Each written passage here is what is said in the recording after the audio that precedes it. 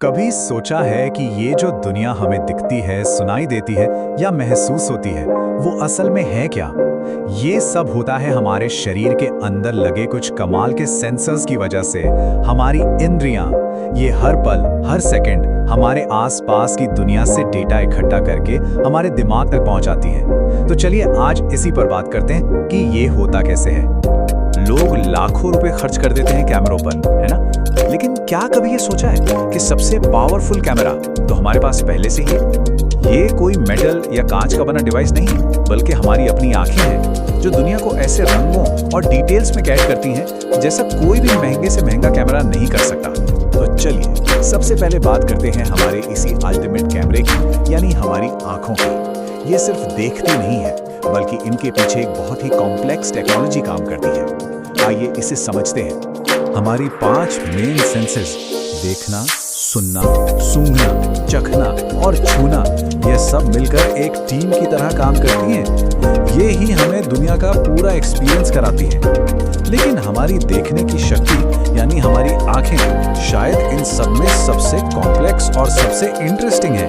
तो सवाल ये उठता है कि ये इतना एडवांस्ड सेंसर, हमारी आंखें आखिर काम करती कैसे हैं? इसके पीछे की जो प्रोसेस है वो काफी हैरान करने वाली है, लेकिन चलिए इसे आसान स्टेप्स में समझने की कोशिश करते हैं। जैसे एक अच्छा कैमरा होता है ना, वैसे ही आंख का सबसे पहला और सबसे जरूरी काम है लाइट को कंट्रोल करना।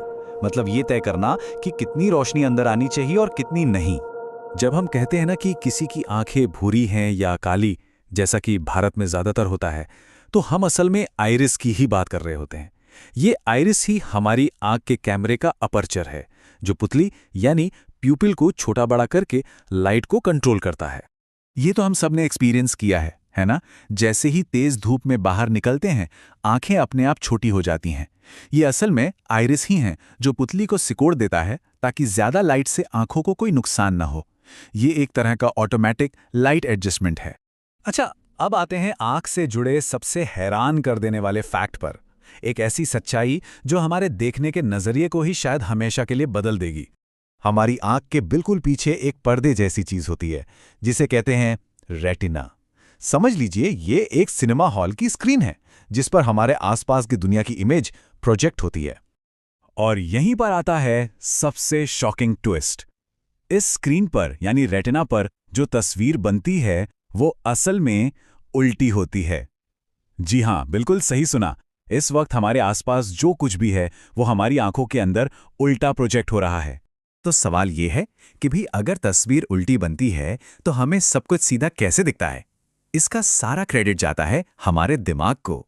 देखिए होता क्या है, रेटिना पर ये जो उल्टी इमेज बनती है वो एक सिग्नल बनकर ऑप्टिक नर्व के जरिए दिमाग तक पहुंचती है, और फिर हमारा दिमाग पलक झपकती ही इस इमेज को सीधा कर देता है। तो देखा जाए तो देखने का असली हीरो हमारी आंखें नहीं, बल्कि हमारा दिमाग है। दुनिया सिर्फ सीधी या उल्टी नहीं है, ये तो रंगों से भरी हुई है। तो चलिए अब ये समझते हैं कि हम इन खूबसूरत रंगों को देख कैसे पाते हैं। लेकिन ये भी सोचने वाली बात है, अगर आंख सिर्फ लाइट को एक स्क्रीन पर प्रोजेक्ट कर रही है तो फिर हमें ये लाखों रंग कैसे दिख जाते हैं? इसका राज छिपा है हमारे रेटिना के अंदर मौजूद 2 खास तरह के सेल्स में। हमारी रेटिना में 2 तरह के स्पेशलिस्ट सेल होते हैं, रॉड्स और कोन्स। रॉड्स को समझिए नाइट विजन स्पेशलिस्ट। ये कम रोशनी में काम करते हैं और इन्हें सिर्फ ब्लैक एंड व्हाइट दिखता है। इसी वजह से उल्लू जैसे जानवर रात में भी देख पाते हैं। वहीं दूसरी तरफ हैं कोन्स, जो दिन के एक्सपर्ट हैं।